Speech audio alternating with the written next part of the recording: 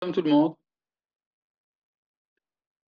comme d'habitude, nous nous retrouvons, malgré l'atmosphère des événements dramatiques, eh bien, nous ne reculons devant rien, nous étudions la Torah. Voilà. Euh,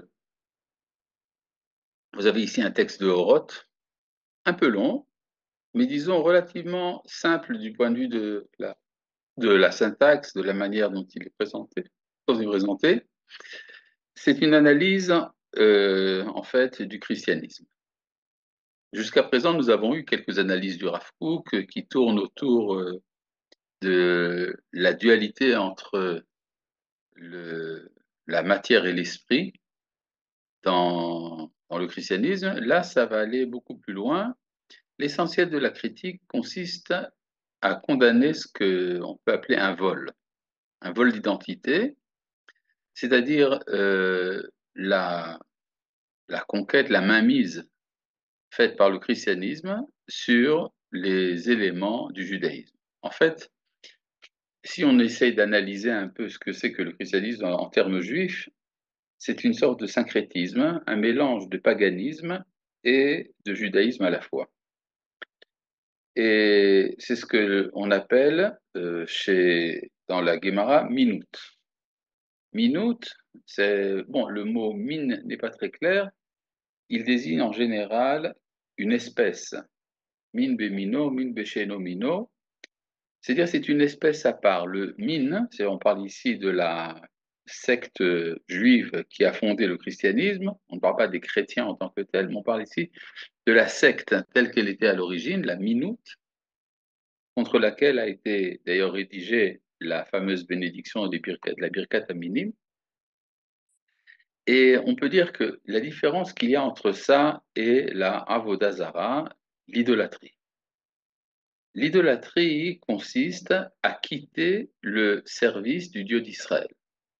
Par exemple, à l'époque du premier temple, eh bien, certaines personnes préféraient servir le Dieu d'Israël, Yudke Vavke, et d'autres préféraient servir le Baal, le dieu cananéen ou phénicien. Il y a des avantages au fait d'aller rendre un service au Baal. Le Baal est peut-être parfois plus sympathique. Et donc, en fait, ce que dit le prophète Éliaou, par exemple, il dit au peuple rassemblé sur le mont Carmel, vous devez choisir entre Dieu et le Baal. Alors, certains vont choisir Dieu, certains vont choisir le Baal. Par contre, ce que dit la Minoute, elle, elle, euh, elle encourage le culte païen au nom du judaïsme. Ça, c'est, disons, le point essentiel. C'est au nom du judaïsme qu'est prônée la Avoda Zara. Et donc, c'est beaucoup plus grave parce que ça vient de l'intérieur. Comme disait Manitou, si le christianisme est une fascination qu'avaient les nations pour la lumière qui vient d'Israël, quand un juif est fasciné par le christianisme, alors c'est beaucoup plus grave parce que il rencontre son propre judaïsme là-bas. C'est pour ça que c'est plus attirant. La Gemara nous dit Shane minut des mashra. La minute est plus attirante que la avodazara. Parce que pour faire de la avodazara, de l'idolâtrie, je dois sortir d'Israël. Tandis que la minute me donne l'illusion que je reste au sein du judaïsme et que au sein de ce judaïsme, je peux pratiquer un culte païen. Si, et là je voudrais avancer un peu plus, si le christianisme a pris un juif comme Dieu, quand un juif devient chrétien, ça veut dire qu'il se prend pour quoi? Il risque intérieurement de se prendre pour un Dieu. Donc voilà, tout ça, c'est, si vous voulez, une introduction pour comprendre ce texte, qui est un texte assez important, qui s'étend sur plusieurs pages d'ailleurs. Allons-y. C'est dans Israël Triato, Tedvav, Yesod Arisha, c'est-à-dire le fondement de l'iniquité. Shimit Patzelet, qui se sépare en deux branches, la Avodazara ou le Minut, c'est-à-dire en idolâtrie et en Minut. Alors Minut, rappelons toujours, c'est la secte juive qui a fondé le christianisme. Alors qu'est-ce qu'il veut, ce fondement, ce principe du mal? Oba Levatser Makom Lissigé Achaim vient donner un refuge pour les scories de la vie. C'est quoi les scories de la vie? C'est un terme kabbalistique. C'est en fait l'idée des clipotes. C'est-à-dire que il y a dans la vie, il y a un centre, il y a une périphérie. Le centre, c'est la sainteté, la périphérie, c'est le mal, et ce mal est attirant. Il va sucer la substantifique moelle de la Kedusha. C'est-à-dire que le mal n'est pas extérieur en vérité à la Kedusha, il en est une dérivée, un développement. Donc, ce que dit ici le Rav Kook, je reprends ici le texte, Yesod Arisha Shimit Patzelet Lavodazara ou le Minut, le fondement de l'iniquité qui se sépare en idolâtrie et en minut, Oba Levatser Makom Nisike Achaim vient donner un refuge aux scories de la vie. Les motrot amitsiutiyut sheba havaya uva adam, c'est-à-dire les surplus d'existence qu'il y a dans l'être et dans l'homme, bemoussar ou vechefetz, euh, dans la morale et dans la volonté, bamifal ou va'anaga, dans l'activité et dans la direction. Liten lahem godel veshilton betoch hatov ve'akodesh, pour leur donner grandeur et pouvoir au sein du bien et de la sainteté. Lo letaher et akodesh, il ne s'agit pas de purifier la sainteté, kim letameol saavo, mais le souiller et le rendre impur. Donc en fait, aussi bien la Avodazara que la Minute viennent souiller la sainteté. Alors c'est intéressant parce que il y a ici un refus de la définition de la sainteté comme étant ce qu'on appelle le sacré. Le sacré, un terme qu'on emploie en français pour désigner quelque chose d'un peu mystérieux, une sorte de magie. Il y aurait la magie du sacré qui fait qu'au sacré, on ne touche pas. Le sacré est indéfinissable, il est redoutable. Il faut faire attention de ne pas trop s'approcher du sacré. Par contre, dans la Torah, on parle de sainteté, la sainteté ayant une dimension obligatoirement morale. Dans la sainteté, il y a une relation de l'homme envers Dieu, c'est vrai, mais la relation envers Dieu n'est pas envers une monolatrie, mais envers un être dont la volonté est identique à celle de la morale. C'est-à-dire que lorsqu'on entretient une relation envers Dieu, on peut lui poser des questions morales. Ce qui fait que souvent les Juifs, d'ailleurs, posent des questions morales à Dieu. Ils disent comment est-ce que tu as permis la Shoah? Comment est-ce que tu as permis la souffrance? Tout ça, ce sont des questions qui ont un sens dans la mesure où on considère que la relation envers Dieu est une relation d'ordre moral. Omnam. Cependant, il faut faire une distinction. Mekoma chez la Vodazara ou Mibachutz. Le lieu de l'idolâtrie est à l'extérieur.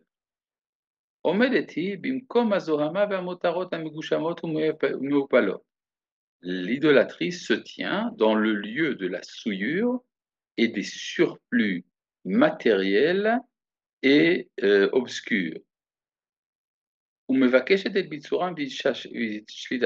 demande à les renforcer et à leur donner le pouvoir, vidgabrutam, et le renforcement, alkol tochen kodesh, plus que tout contenu de sainteté, vitarutam imo bochol haefsharut, et se mélanger à la sainteté autant que possible. Alors, ce que dit ici le Rav, c'est que dans l'idolâtrie, il y a une prétention à la sainteté. Et quand on est idolâtre, on ne vient pas simplement pratiquer la débauche ou l'homicide, on le fait au nom de la sainteté. Il y a un Dieu derrière tout ça. Donc les sacrifices humains, les prostituées sacrées, toutes ces choses-là qui ont existé et qui d'une certaine manière continuent à exister chez les polythéistes, c'est une manière de sanctifier l'immoralité. Alors effectivement, dans les cultes idolâtres, il y avait énormément de cérémonies qui, en général, qui souvent étaient souillées d'impuretés, par exemple les bacchanales, les dionysiaques. Et et encore d'autres cérémonies dont nous avons le témoignage, l'historique. Eh bien, donc, ce que veut l'idolâtre, il veut donc pratiquer la débauche, l'inceste, il veut pratiquer le meurtre, il a besoin pour ça d'une autorité divine, donc il va invoquer un dieu ou des dieux pour justifier son comportement. Mais tout ça, ça se situe à l'extérieur. Il y a une attirance, disons, il y a une alimentation de sainteté au sein de l'idolâtrie, mais pour l'instant, ça reste toujours à l'extérieur. Comme je l'ai dit tout à l'heure, le Baal, ce n'est pas le tétragramme. Le Baal, c'est à l'extérieur. Gedola mimena hi harisha tsefuna ha'arsit laminu. Mais plus grande est la méchanceté cachée et venimeuse de la minute. Shi mechapeset lapina be'etzem hakodesh, qui recherche sa niche dans la sainteté elle-même. Semamit biyadaim tetapes. Le, le, le sémamite, c'est une sorte de lézard, de gecko, c'est un gecko, qui grimpe grâce à ses pattes, Vehi berchle meler, et qui est dans les palais du roi. C'est-à-dire, vous avez un animal, un reptile, repoussant, immonde, et qui pourtant se trouve dans les palais. C'est-à-dire que dans le palais de Dieu, dans son monde à lui, dans la sainteté qu'il développe, se cachent là-bas des lézards.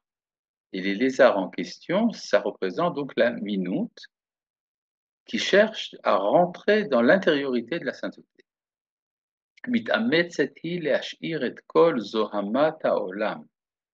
Elle se renforce pour laisser toute la souillure du monde, et kol agasout agoufanit, toute la bassesse corporelle, et kol anitiot arishiot achuzot bagouf agas, ainsi que toutes les inclinations de méchanceté qui sont liées au corps dans sa grossièreté, befnimiyut yesodav achomriim, dans l'intériorité de ses fondements matériels, vela alot imo et la osher shel kodesh, et monter avec lui vers la béatitude de la sainteté.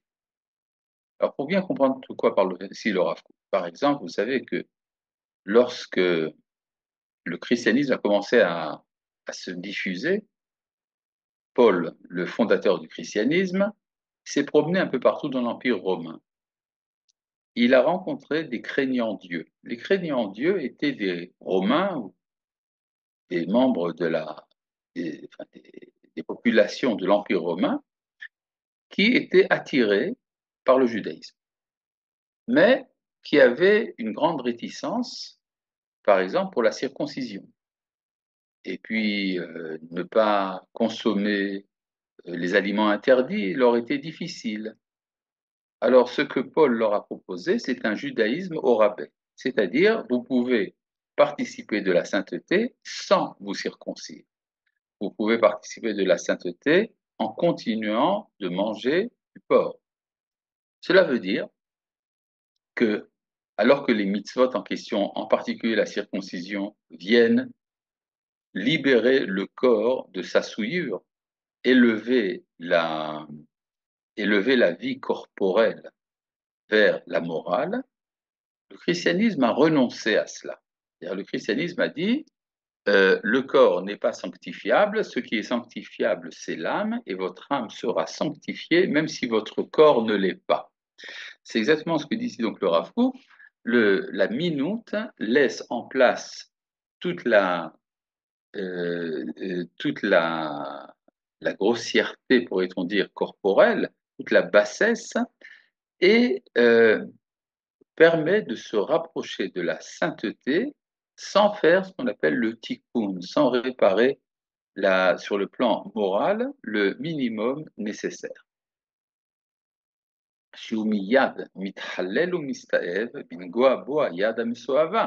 Et alors la sainteté est profanée et souillée quand elle est touchée par la main la main impure. Donc, il y a ici une critique, je pense qu'elle est assez claire, du renoncement du christianisme aux mitzvot.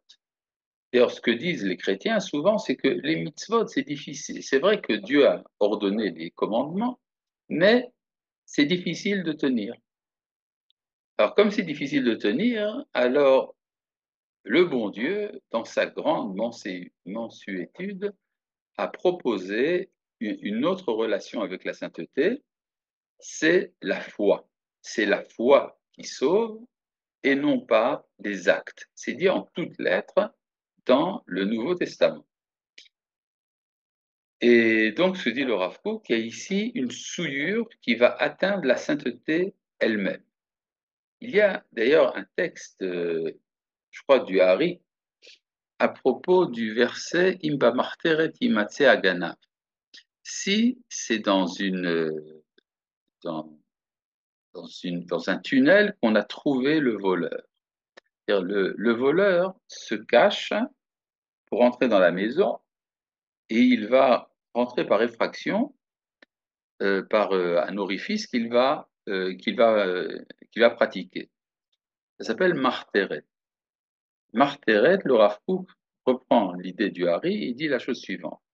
Il faut séparer le mot marteret en deux parties, mar et teret. Mar, c'est 48, et teret, c'est la Torah, Torot.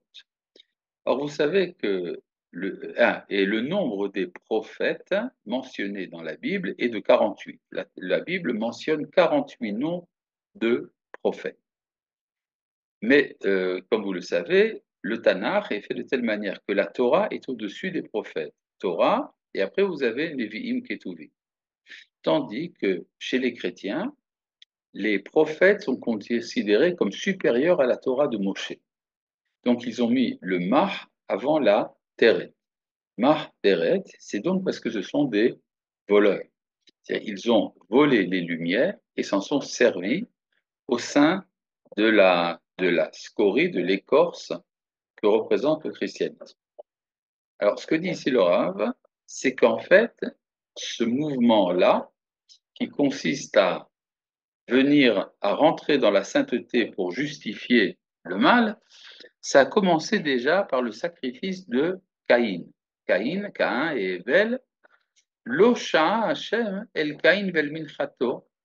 Dieu n'a pas agréé ni Caïn ni son offrande, mipnei harisha shaitabo achuza, à cause du mal qui y était attaché. C'est-à-dire, effectivement, la Torah ne nous dit pas pourquoi Dieu n'a pas agréé l'offrande de Caïn alors qu'il a agréé l'offrande de Abel. Le Rav Kook nous explique pourquoi est-ce que Dieu n'accepte pas l'offrande de Abel, parce que c'est une offrande d'un assassin. Ouais, mais il n'avait encore tué personne. Oui, mais il était en route pour Oto ha-retzach she'atza el hapoal achar כך.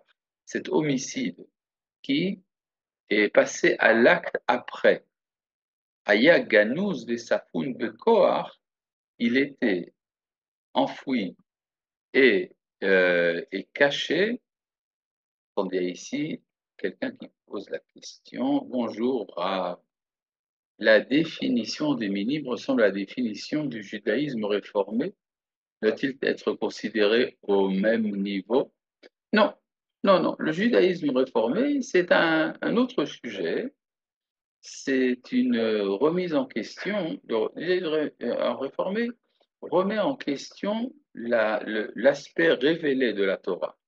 Pour eux, la Torah n'est pas révélée, elle est simplement le fruit d'une culture, et donc cette culture peut être adaptée aux exigences du moment. Ça n'a rien à voir avec le christianisme.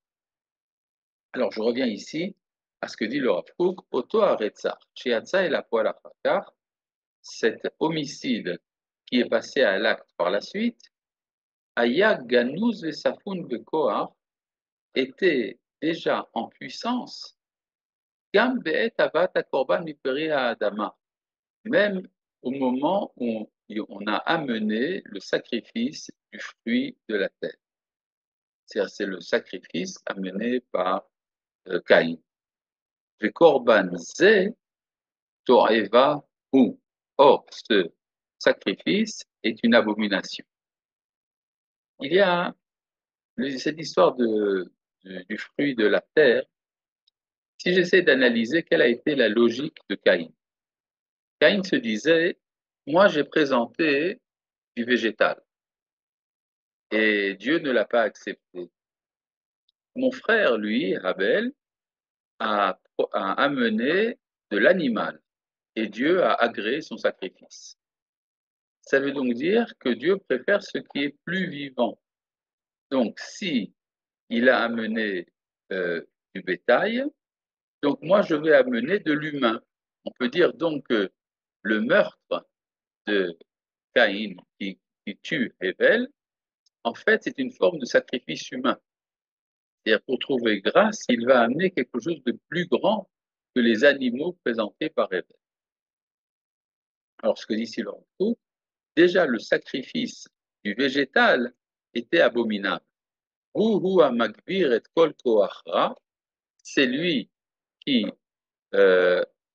renforce toute force de mal,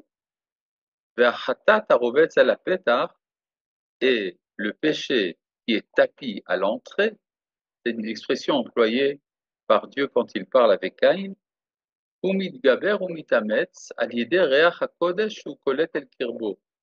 devient encore plus fort à cause de l'odeur de sainteté qu'il va recevoir en son sein, ou pour le transformer en sa caractéristique. Donc, ce que dit ici le Rav Kook, cette idée de se servir de la sainteté, rentrer dans l'intérieur de la sainteté pour justifier le mal, ce que le Rav Kook attribue à la minute, a déjà commencé avec Caïn.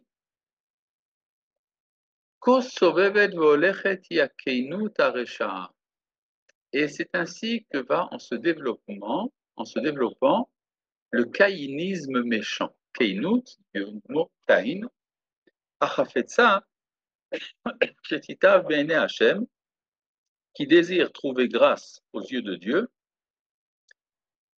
demande, est-ce que vous entendez un bruit là? Parce que s'il y a un bruit, je peux y remédier. Si vous n'entendez pas de bruit, ça va. Bon. Achafetza Shetitav Be'ene Hashem, qui désire trouver grâce aux yeux de Dieu, chez Hashem Mish'e Elea Vel Mitrata, que Dieu l'agrée elle et son offrande, mais dans son intériorité, Yodat Yetev Kimas Hashemba, elle sait bien que Dieu la méprise, Ofanea Nuflim, sa face tombe, Harala Meod, les traits courroucés, Vechaasa Agur Betocha, sa colère reste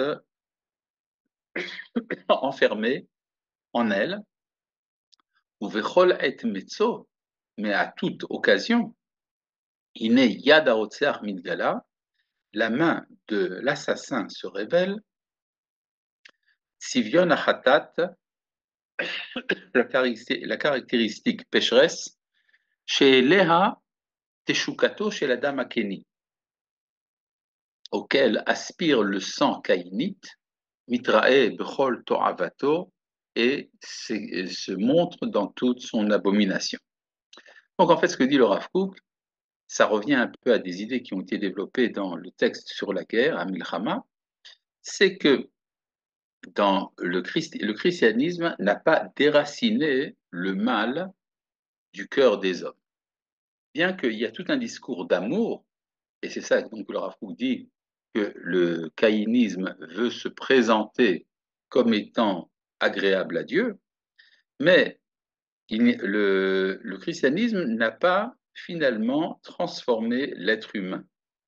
En effet, les chrétiens ont initié des guerres extrêmement sanglantes, sans parler donc des croisades, ni de l'Inquisition, mais même les grandes guerres de l'ère moderne, les guerres napoléoniennes et les guerres mondiales et la Shoah, bien qu'elles n'étant pas toujours perpétrées par des par des forces religieuses, croyantes, mais en fait, c'était des guerres qui ont été le fruit d'une civilisation formée au christianisme.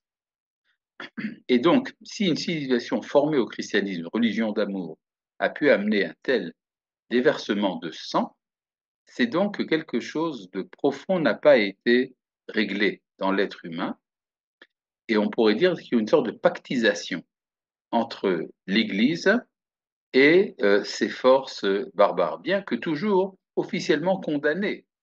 C'est-à-dire, on voit que l'establishment chrétien a toujours condamné ces déversements de violence, mais finalement, c'est un peu ça que ça voulait dire. Il y a ici une question, est-ce que faire un sacrifice animal, c'est tuer l'animal en nous? Non, je continue. Euh, donc, ce que dit ici le Rafouk, c'est que à cause justement de ce discours qui se prétend moral, se manifeste de temps en temps l'abomination de l'assassin. Et donc, c'est ça, si vous voulez, c'est le développement du caïnisme. Là, on parle maintenant et le Rav va parler maintenant du fondateur du christianisme, Yesod Aminut, les débuts de la Minut, c'est-à-dire la secte qui tournait autour de Jésus. Chez l'Aga al-Divrei Chachamim, qui se moquait des paroles des sages. C'est-à-dire là, c'est intéressant de voir comment est-ce que le Rav Kook analyse le christianisme. Le christianisme fait une différence, pardon, le Rav Kook fait une différence entre trois niveaux. Il parle tout d'abord de Jésus et du cercle de ses élèves, c'est ce qu'on appelle Yesod Aminut. Et puis après, vous avez la Minut elle-même, c'est-à-dire la secte qui a été fondée dans le christianisme autour des enseignements de Jésus. Et puis vous avez le christianisme, en hébreu Natsrut, qui a fondé une religion adaptée aux besoins des nations. Donc vous avez Jésus, vous avez la secte des minimes et vous avez le christianisme. C'est pas la même chose pour le Rav. Et par exemple, souvent on se demande est-ce que Jésus lui-même se prenait pour un dieu? Alors pour le Rav Kook, non. Pour le Rav Kook, Jésus, y a-t-il une relation étymologique entre mine et minyan? Non. Condamné entretient les clipotes, j'ai rien compris. Donc, ce que je dis pour le Rav Kook, c'est que ce qu'on peut reprocher à Jésus, c'est son aversion pour les pharisiens. C'est-à-dire, il s'est moqué du pointillisme des sages d'Israël qui disaient la halakha c'est comme ça et pas comme ça. Vous savez, quand ses élèves ont transgressé le Shabbat et qu'on lui a reproché, alors il a dit le Shabbat a été fait pour les hommes et pas les hommes pour le Shabbat. C'est-à-dire, il y a ici un refus de la précision des Chachamim dans le cadre de la halakha. C'est ce qu'on appelle l'a'ag les divrei Chachamim, se moquer des paroles des sages. Donc, Yesod Aminut chez l'a'aga divrei Chachamim, le fondement de la minute qui s'est moqué des paroles des sages. Ve'asta shamot be'Israël pnima, et qui a fait des dégâts au sein du peuple juif.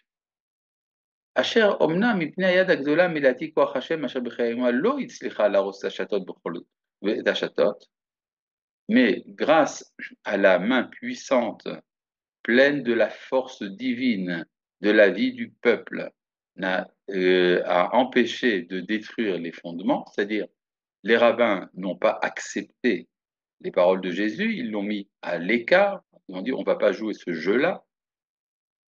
Becholzot et Chinalakurim a cependant cette minute a développé des kurim, des fils. Asher tzalchou liot le ereg shel mahse kazav al pene amim rabim, qui ont réussi à devenir un tissu de protection mensongère dans la surface de nombreuses nations. Uchlefa ha'elilut baminut. Le paganisme l'idolâtrie, enfin le polythéisme a été remplacé par le christianisme. Effectivement, c'est ce qu'ont fait les apôtres en se promenant un peu partout dans le monde. Ils arrivaient dans des lieux où on pratiquait l'idolâtrie et ils ont convaincu, par leur verve, la population de renoncer au polythéisme et d'adopter le christianisme. Urlefa ha'elilut baminot. Alors, effectivement, il y a beaucoup de choses qui ont été améliorées. Par exemple, les jeux du cirque, qui étaient des jeux sanglants et barbares et cruels, ont été abolis depuis que Rome est devenue chrétienne. Et puis, il y a beaucoup d'exigences, disons, de sainteté en tout cas de moralité dans la vie familiale, par exemple, ou la pratique de la charité, qui ont amélioré, à plus d'un point de vue, le monde antique. Ça, c'est absolument vrai. Il faut rendre justice au christianisme d'avoir développé ces choses-là. Mais ce que dit ici le Rav, l'oratoren apnimi utav ki ma'emda. Le contenu intérieur n'a pas été amélioré, ce n'est que la présentation. Et à nouveau ici une question. Est-ce que faute de Caïn dans son offrande, c'est d'avoir apporté un sacrifice qui n'était pas celui demandé, manque de précision? Non. Euh, Où est-ce que j'en étais? C'est ça, oui. Oui. Ator achitsoni gohatz kim'at. La, l'attribut extérieur a été un peu repassé, c'est-à-dire rendu présentable. Avalamatara achati, mais le but, tiens donc, Rav, je ne comprends pas comment le Rav Kook sait tout cela. Faut-il étudier le christianisme ou cela se trouve dans des écrits juifs? Les deux. C'est-à-dire que si vous voulez être un maître en Israël, et que vous voulez avoir une opinion bien fondée sur, aussi bien sur la Torah que sur l'état du monde, eh bien, vous devez tout savoir. C'est pour ça que les rabbins doivent tout savoir, y compris le christianisme, évidemment. Avalamata, d'ailleurs, c'est Maïmonide qui le dit, pour être dans le Sanhédrin, vous devez absolument savoir tout. Oui. Quand vous dites, quand le Rav il dit lo atochen apnimi utav qui est ma emda, atochen apnimi de quoi? De la Eliliut? Non, non, le contenu intérieur de la vie intérieure des hommes. La vie intérieure des hommes n'a pas été améliorée, mais il y a une meilleure présentation des choses. Comme dit le Rav Kook, avala matara achati, mais le but est toujours le même. Lo lekadesh et haratzon et hachaim et haolam hagaz apnimiut hamautit. Il ne s'agit pas de sanctifier la volonté, la vie, le monde épais et son intériorité essentielle. Aliédé kol auto aseder amukhan lechach ba'atzat Hashem Agdola, qui peut se faire par ce dispositif prédisposé à cela par le grand conseil de Dieu. C'est une manière de dire les mitzvot. D'accord? C'est-à-dire, pour sanctifier la vie, nous avons les mitzvot. Alors, ce que dit le christianisme, les mitzvot ne sont pas nécessaires. Maintenant, vous allez me dire, oui, mais les mitzvot, c'est pas fait pour l'égoïme. C'est vrai. Mais les goïms sont invités à faire un choix, c'est-à-dire à, à examiner les mitzvot et à se dire, tiens, telle ou telle mitzvah peut être utile pour ma société. C'est-à-dire que quand le prophète Isaïe dit que viendra un jour où les goïms monteront à la montagne de Dieu, à la maison de Jacob, Har Hashem Bet Elohei Yaakov, une seconde, à la maison de Jacob, là-bas il est dit Veyorenu midrachav, pour qu'il nous enseigne de ces chemins. Venelcha beorchotav, et que nous marchions dans ces sentiers. Kimitzion tetzetora udvar Hashem Yerushalayim, car c'est de Sion que sort la Torah et la parole de Dieu de Jérusalem. Ça veut dire, on dit miderachav, il nous enseignera de ces chemins, c'est-à-dire une partie de ces chemins et pas tous. C'est-à-dire, si vous avez une société quelque part dans le monde qui est intéressée à s'attacher au Dieu d'Israël, alors en plus des 7 commandements noachides qui sont des commandements négatifs, ce qu'il ne faut pas faire, il ne faut pas tuer, il ne faut pas voler, etc., il y a également un contenu positif dont peuvent s'inspirer les nations. D'ailleurs, le christianisme, s'il n'avait pas trahi Israël, aurait pu être le délégué d'Israël. C'est-à-dire que les églises auraient pu servir, comme disait Jean Vassal, comme la diaspora d'Israël, c'est-à-dire des lieux où on enseignerait cette partie du judaïsme qui concerne les nations, chaque nation, selon les nécessités de sa société. Eh bien, donc, c'est ce que dit ici chez Yesoda, Ukba Israël, dont le fondement a été fixé en Israël Begoy Kadosh, dans le peuple saint, ou Miista'afuyoteha, et de ses embranchements, Yurlu Abim Rabim Linak, de nombreuses nations pourront s'abreuver. Kol Uma, chaque nation, les filles Torna, selon son contenu, les filles Moussara Vachanata Ativit, selon sa moralité et sa préparation naturelle, à historique et à gizit, de historique et d'ascendance, les filles Askalata ou Matsava, géographie Vakalkali, selon sa culture et son lieu géographique et économique,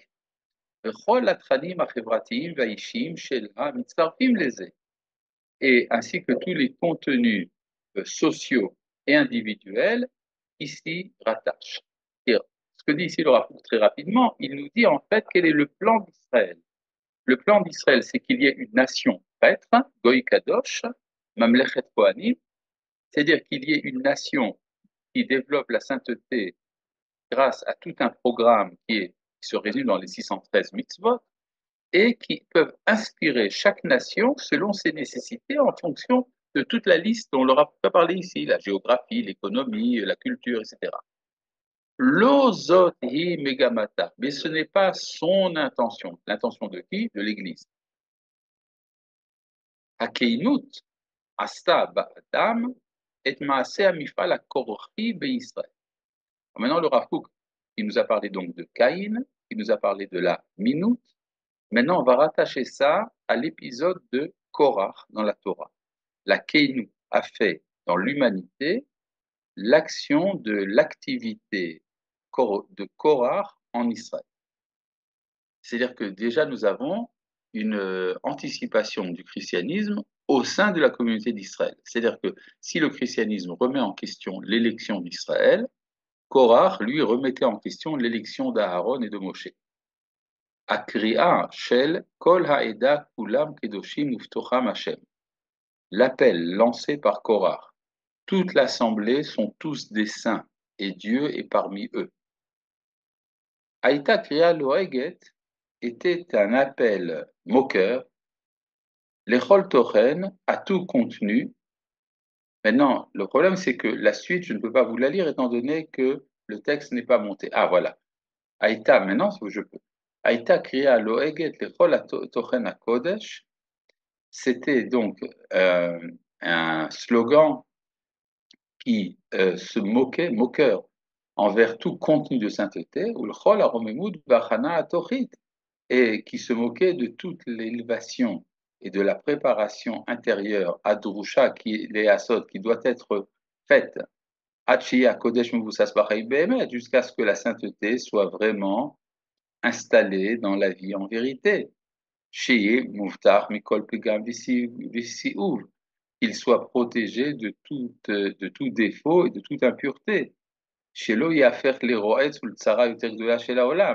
Pour qu'il ne devienne pas le pire malheur du monde. C'est-à-dire, vous savez, la sainteté, quand elle est mal utilisée, peut servir à faire beaucoup de mal. C'est pour ça qu'il a été obligatoire qu'il descende vivant dans la tombe, les Aved Mitor HaKahal, d'être perdu du sein de l'assemblée, Viliot les Olam les Hot Livne Meri, et pour servir d'emblème éternel pour les révoltés, chez Loïou Hot Ke Korach Vechadato, pour qu'il n'imite pas Korach et son assemblée. C'est-à-dire, donc nous avons ici déjà au moins 4 strates dans le texte du Rav. Tout d'abord, il parle de l'idolâtrie, puis après de la minute, puis après de Caïn, puis après de Korach. Mais en fait, il y a une sorte de ligne qui relie ces éléments-là en une seule et même entité. Akriya el kol ha'amim hashikuim b'chol refesh atuma, l'appel lancé envers toutes les nations qui sont euh, enfoncées dans toute la tourbe de l'impureté, b'chol ma'amake ha'resha va'ba'arut, dans toutes les profondeurs de la méchanceté et de l'ignorance, bitehomot ha'choshech ha'yoter machridot, dans les abîmes obscurs les plus effrayants. Et alors, qu'est-ce qu'on leur a dit? Inchem kulam kedoshim. Vous êtes tous saints. Kulchem banim lachem. Vous êtes tous des fils de Dieu. En hefresh ben am le'am. Il n'y a pas de différence entre un peuple et un autre. En am kadosh venifrar ba'olam. Il n'y a pas de peuple saint et élu dans le monde. Kol ha'adam ou kadosh beshavé. Tous les hommes sont saints de manière égale. Zot hi hakorchut haenoshi. C'est ça la vision de Korach dans le monde. Shia keinut achadasha, qui est la nouvelle forme du caïnisme, shemimena sovel Adam, dont l'homme souffre. Shemimena noatanua eretz kashikor vitnodeda kameluna, qui fait que la terre se tourne comme un ivrogne et tremble comme une cabane. Vechavad alea pisha, et son péché est très lourd, venafla lotosifkum, et elle est tombée pour ne plus se relever. C'est-à-dire, ce que dit le Rav Kook, c'est que le christianisme a détruit le critère de la sainteté. Il n'y a pas de peuple saint, il n'y a pas de référence morale, et donc finalement, on peut dire que ce que fait aujourd'hui le cosmopolitisme laïque et athée, en fait, est une forme athée, profane, c'est une version profane du christianisme. C'est-à-dire, au niveau religieux, le refus de l'élection d'Israël donne au christianisme, et au niveau laïque, ben, ça donne le cosmopolitisme existentiel. Alors, vous avez ici donc au moins 3 questions. C'est bien le cas. Attendez. Et ici, les goïms ont quand même leur mitzvot, c'est des lois noachim. C'est vrai. C'est bien le cas des enfants de Aaron avec leur service d'un feu non conforme, ça ressemble. Dans la sainteté, il y a aussi de la violence. Comment l'orienter vers le bien? Vous avez la Torah. Pouvez-vous définir le caïnisme SVP? Oui, bien sûr. Le caïnisme, c'est vouloir la sainteté sans faire l'effort moral de la mériter. Ad asher yafu achayom. Alors maintenant, comment est-ce que ça va finir tout ça? Ben, ça arrivera ad asher yafu achayom, jusqu'au jour où le jour apparaîtra. V'yifkod Hashem al tseva hamarom bamarom v'al malchei adama ala adama. Et que Dieu visitera l'armée d'en haut en haut et les rois de la terre sur la terre. C'est-à-dire qu'il y aura une intervention divine qui fait que tout va changer. Habitsur ameromi ve'arka lashrakim, le, le, le, le bastionnement dans les hauteurs et la montée jusqu'aux cieux. Maintenant, vous comprenez que de continuer le texte est absolument impossible. Ah, voilà. Shaminut mitiameret bahem, que la minute prétend posséder, c'est-à-dire cette prétention du christianisme de pouvoir arriver dans les hauteurs de la spiritualité, Mouchachim, Lipol ou Leaker Miyesodam doivent tomber et être déracinés à leur fondement.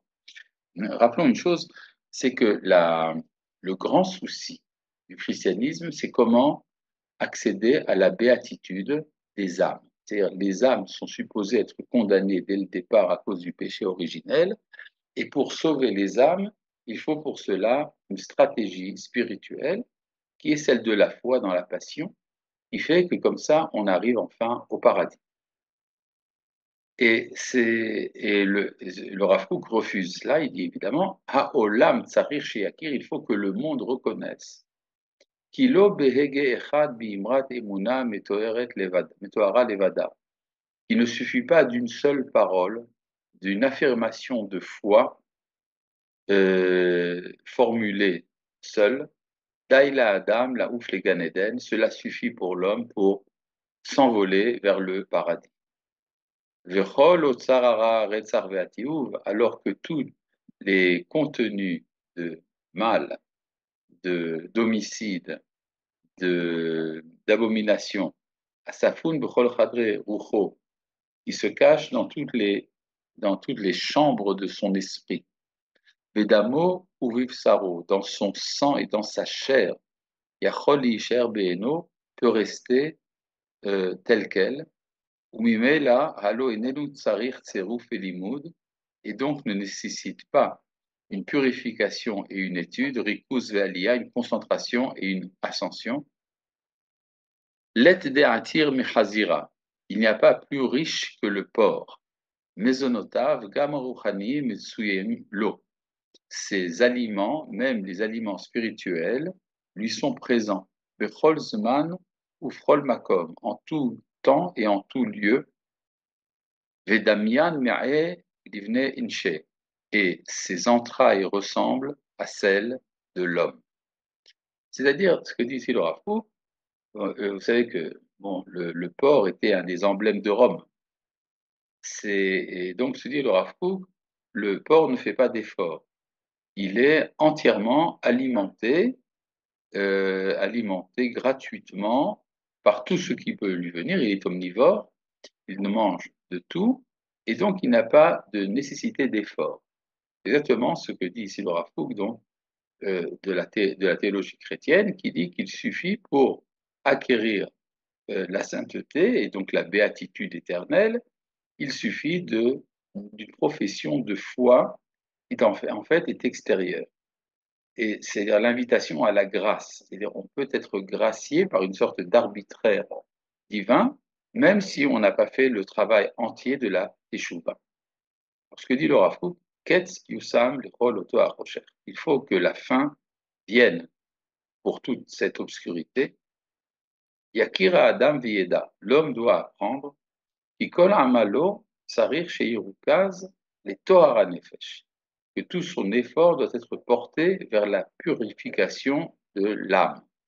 Ha'efsharut chez la Tohar, Bitchunat Ha'amim, et la possibilité de se purifier dans des caractéristiques des nations, Te'onahi Milui Shel Rikuz, exige un remplissement de concentration. Shi'uchan Kvar Me'az Al-Yidei Ota Achana Gdola, qui existe déjà dans cette grande préparation, She'iflia Yad Hashem La'asot Al-Yidei Ota Uma Nifla, que la main de Dieu a merveilleusement permis de produire par cette nation merveilleuse. Et là, nous avons ici un verset du prophète Isaïe que les chrétiens attribuent à Jésus et que la tradition juive attribue au peuple d'Israël. Livzo nefesh, celui qui est méprisé dans son être. Limta evgoy, celui qui est abominé en tant que nation. Les Eved Moshlim, qui est au service des dominants. Melachim Yeru Vekam, les rois verront et se lèveront. Sarim Vaishtachavu, les princes se lèveront pour se prosterner. Les Man Hashem Asher Ne'eman, en faveur de Dieu qui est fidèle. Kedosh Israël, le Saint d'Israël, Vaïfhareka, et qui t'a choisi. Hen Ed Leumim Netativ, voici que je l'ai fait témoin pour les nations, Nagid, dirigeant, Umtsave Leumim, qui ordonne aux nations. Hen Goy Loteda Atikra, une nation qui ne te connaît pas t'appellera. Vegoy Loyedaoucha Elecha Yarutsu, et une nation qui ne te connaît pas courront jusqu'à toi. Leman Hashem Elohecha, pour connaître l'Éternel ton Dieu, Velikdosh Israël, le Saint d'Israël, qui péarar, qui t'a rendu splendide.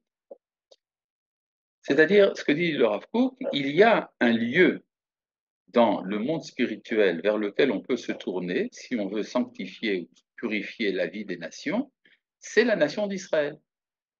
C'est-à-dire qu'en d'autres termes, quand le christianisme a été fasciné par la personne de Jésus, ce qu'il cherchait en vérité, c'était la lumière d'Israël. Maintenant, cette lumière d'Israël est apparue sous la forme d'un enfant juif crucifié.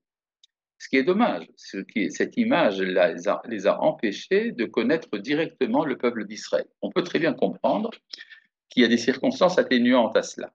Le fait que pendant l'histoire, le peuple d'Israël était méprisé, et donc un peuple méprisé n'est pas attirant. Mais ce peuple, un jour, se révèle, c'est-à-dire lorsqu'il revient sur sa terre.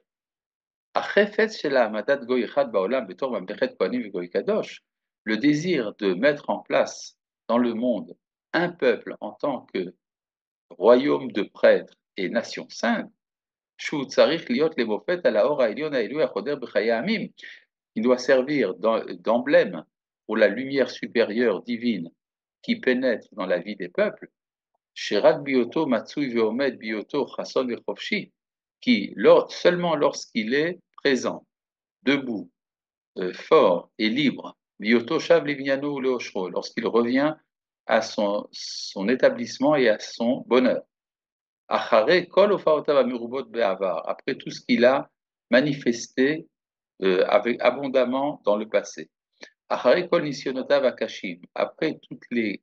ces épreuves difficiles, après toutes ces purifications, lorsqu'il revient avec toutes ses opinions et tous ses acquis, avec toutes les acquisitions de son âme et ses capacités, avec toute sa pureté physique, familiale et de foi, avec tout le contenu de la manifestation divine qu'il a en héritage,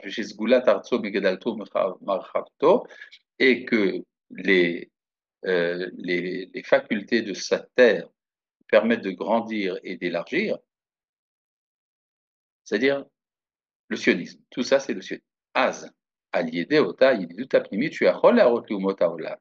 C'est alors qu'avec toute cette sympathie intérieure qu'il pourra continuer à montrer aux nations de la terre, du monde.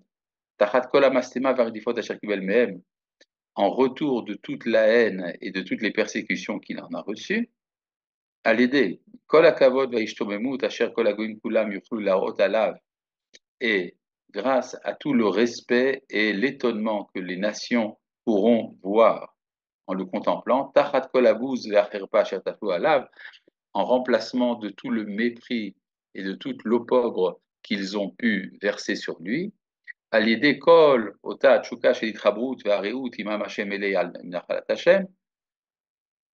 tout le désir de se relier et de devenir ami du peuple de Dieu sur sa terre,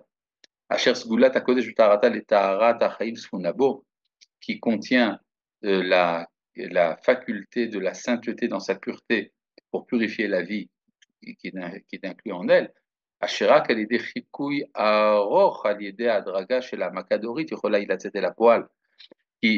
n'est que à travers une préparation longue et graduelle pour l'approfondissement au cours des générations qui peut passer à l'acte de Mida Haguna d'une façon suffisante,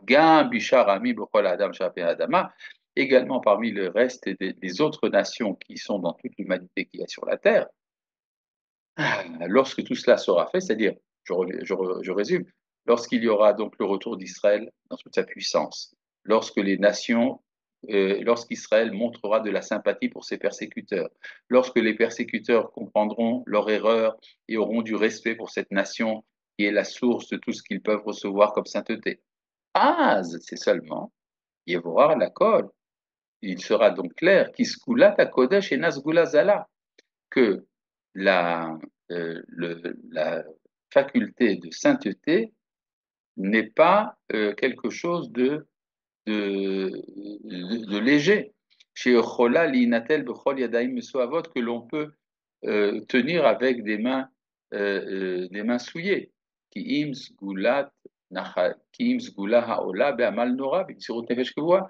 Mais c'est une faculté qui est acquise par un grand labeur et par une abnégation permanente, validée zechut nachalat kodesh el avot lebanim, et par l'héritage de la sainteté des pères vers leurs fils, nos'er ulam be'ahava, qui portent leurs joues avec joie, avec amour, et shomrim derech Hashem bechol oz, et qui observent le chemin de Dieu puissamment. Ah, c'est alors seulement.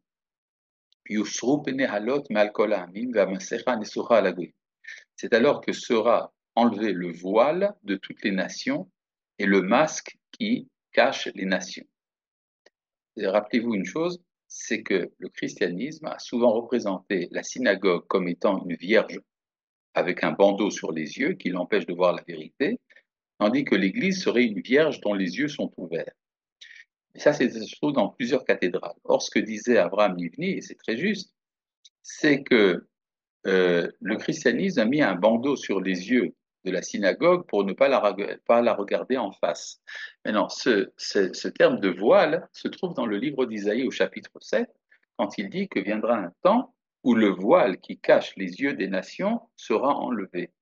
C'est quoi donc ce voile? Ce voile, pour le Rav Kook, c'est le christianisme, qui fait qu'il y a une sorte de diaphragme qui empêche de voir directement la lumière d'Israël et qui s'exprime à travers un mythe.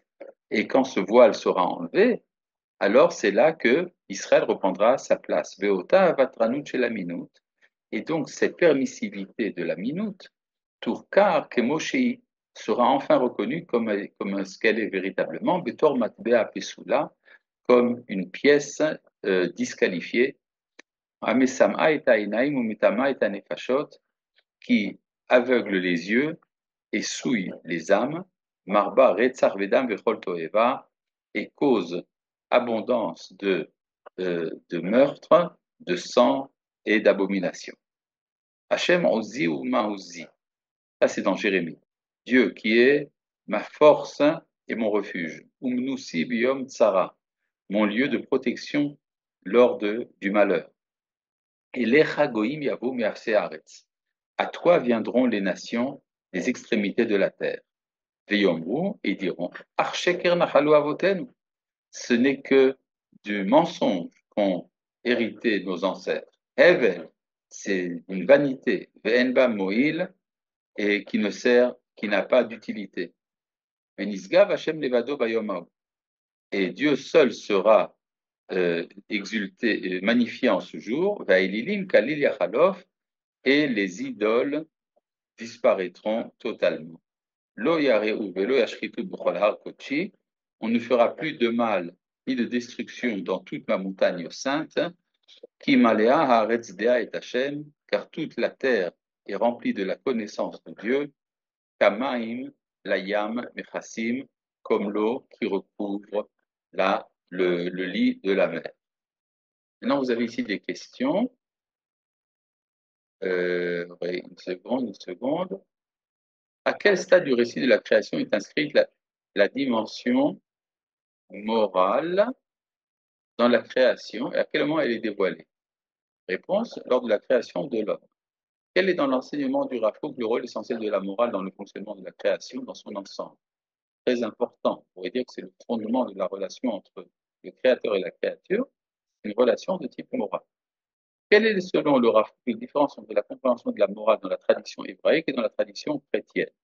La tradition hébraïque considère que la morale est englobante, c'est-à-dire elle conserve l'ensemble des forces de la réalité et pas seulement l'âme. Et donc, tandis que dans la tradition chrétienne, il y a un confinement de l'idéal moral uniquement dans la compassion et dans l'amour. Le christianisme insiste sur la nuque raide d'Israël, qui selon lui n'est pas digne, donc le remplace. C'est vrai. J'aurais aimé que le rapport me parle de l'islam plutôt que du christianisme. On vit en Israël entouré de l'islam. C'est bien vrai, mais il y a un grand principe. C'est que le Rav Kook ne peut pas dire deux choses à la fois. Quand il parle du christianisme, quand il parle de l'islam, il parle de l'islam, et ça pour une raison très simple. Étant donné que le Rav Kook, avec tout le respect que j'ai pour lui, n'est pas un dieu, donc il ne peut pas parler de deux choses à la fois. Mais il y a également des textes du Rav Kook concernant l'islam. Rappelons une chose importante. L'islam, bien qu'étant une religion en soi, finalement est une dérivée du christianisme. C'est-à-dire que euh, euh, lorsque l'islam est apparu, les Byzantins, qui étaient en contact direct avec l'islam, pensaient que c'était une secte christianisme.